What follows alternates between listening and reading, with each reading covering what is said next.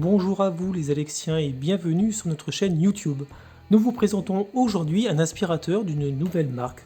En tout cas, une marque dont nous n'avons encore jamais parlé. Il s'agit de la marque Ultenic. Et c'est avec leur nouvel aspirateur, le U11 pour Ultenic 11, que nous allons faire connaissance. Et comme vous voyez, celui-ci a un avantage de poids. Il est fourni avec un stand sur lequel venir poser l'aspirateur avec tous ses accessoires une fois monté. Et cela veut donc dire que vous n'avez pas besoin soit de le mettre dans un coin en espérant qu'il ne tombe pas, soit de venir percer dans votre placo pour pouvoir y installer un support. Donc là, c'est vraiment déjà un très bon point. Maintenant, nous allons voir en détail les caractéristiques de ce produit vendu à 199 €. Le Ultenic U11 a des caractéristiques sur le papier qui sont assez intéressantes. Déjà, tout d'abord, vous voyez qu'il a une forme plutôt futuriste, on va dire, plutôt sympa. Alors, ça plaît ou ça plaît pas. Celui-ci est plutôt anguleux, il mélange un peu les styles, mais bon, au final, il est plutôt bien avec cette couleur vert foncé. Il fait 39 cm de long pour 23 de hauteur et 10,5 de profondeur. Donc, vous pouvez voir que c'est un aspirateur sans sac et un aspirateur sans fil. Et pour cela, vous avez une batterie.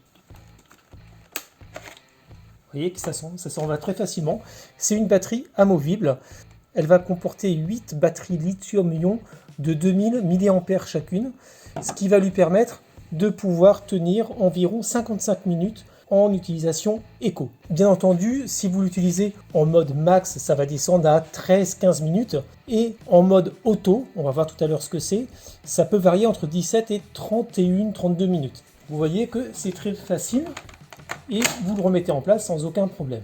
L'avantage également de cette batterie, c'est que vous pouvez en acheter à part, parce que vous avez la possibilité avec le portant que je vous ai montré tout à l'heure, de venir poser l'aspirateur dessus, l'accrocher pour le charger, mais également vous avez un petit emplacement pour pouvoir mettre une batterie supplémentaire. Vous avez également le bac à poussière ici, qui est un bac à poussière de 650 ml dans lequel vous aurez un filtre HEPA, donc qui vous permet de capter 99,99% des particules en suspension, ainsi qu'une petite éponge pour le protéger.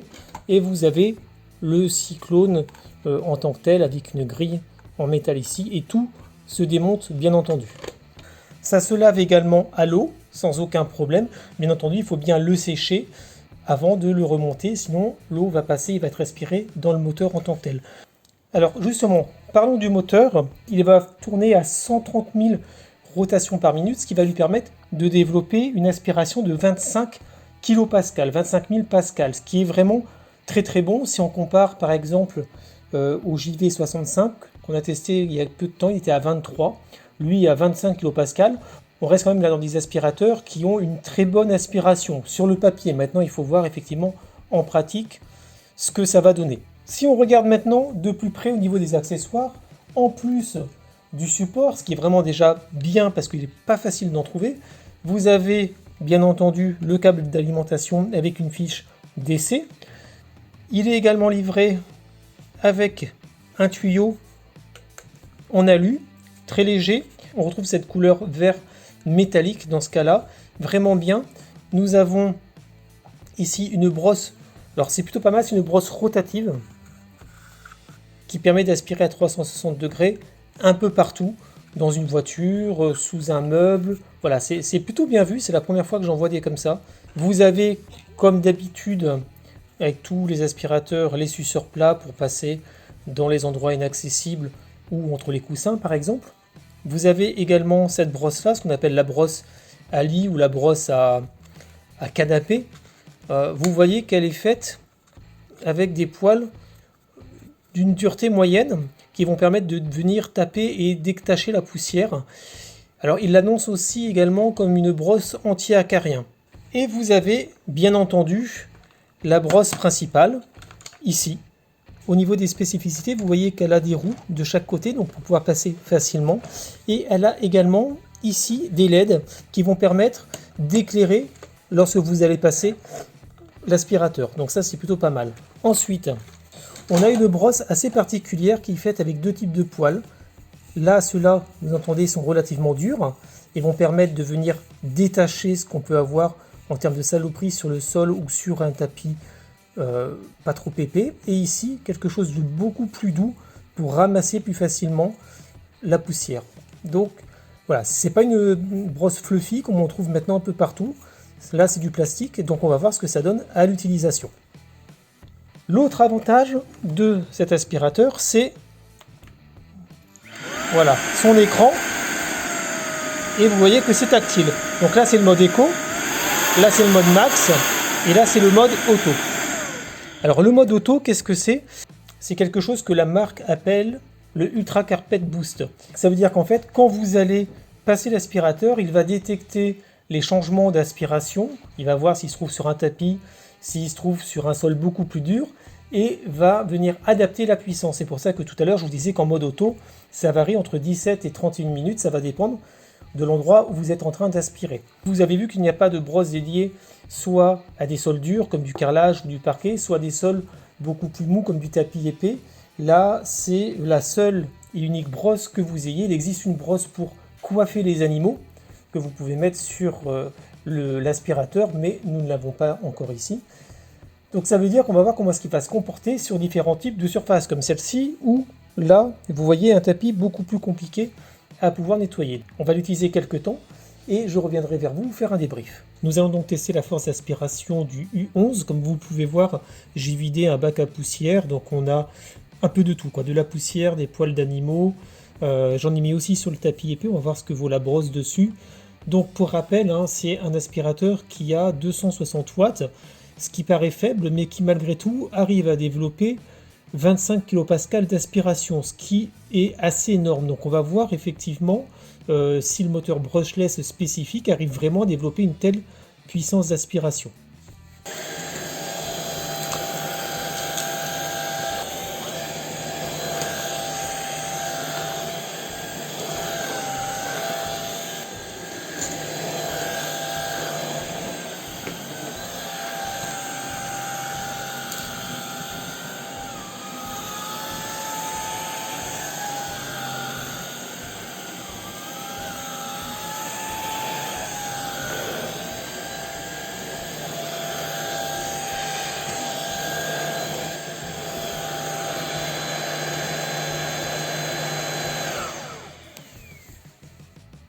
Nous voilà pour la conclusion du test du Ultenic U11.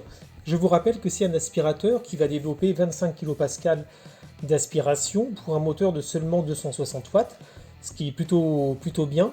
Il est livré avec un certain nombre d'accessoires que vous avez ici. Il a pas mal de points forts. Tout d'abord, nous en avons parlé tout à l'heure et vous l'avez vu sur la vidéo, il s'agit des LED que vous avez ici. Et ça, c'est vraiment intéressant quand vous nettoyez, parce que vous voyez un peu mieux la poussière, mine de rien, c'est vraiment pratique. Bon, après, les brosses, comme celle-ci, pour les matelas, etc., c'est pas des choses dont je me sers particulièrement. Par contre, la qualité des finitions, des petits accessoires, comme le suceur plat et celui-ci à 360, sont vraiment très bien. Donc pensez à bien les enclencher dans l'arrivée de l'aspirateur. Vous avez ici un petit détrompeur en plus pour que ça prenne bien en compte. Celui-ci, j'en suis vraiment fan, je le trouve vraiment très pratique pour passer, pour nettoyer les coussins, les tapis, etc. Il est vraiment, enfin les petits tapis, il est vraiment très pratique. Le petit outil pour enlever les poils de cheveux aussi pas mal, parce qu'on va voir tout à l'heure, c'est un des points faibles de ce produit. L'autre avantage qu'il a, c'est également le fait qu'il se passe très facilement grâce notamment aux deux grosses roues qu'il y a sur la brosse principale. Franchement, rien à dire. Ça se passe tout seul, il tourne tout simplement, il n'y a aucun problème et l'articulation est aussi très bonne au niveau de la brosse. Le support, là aussi très gros point fort, rien à dire. Il se charge aussi très vite parce qu'il faut compter 2h30 pour une charge complète, ce qui est vraiment bien également.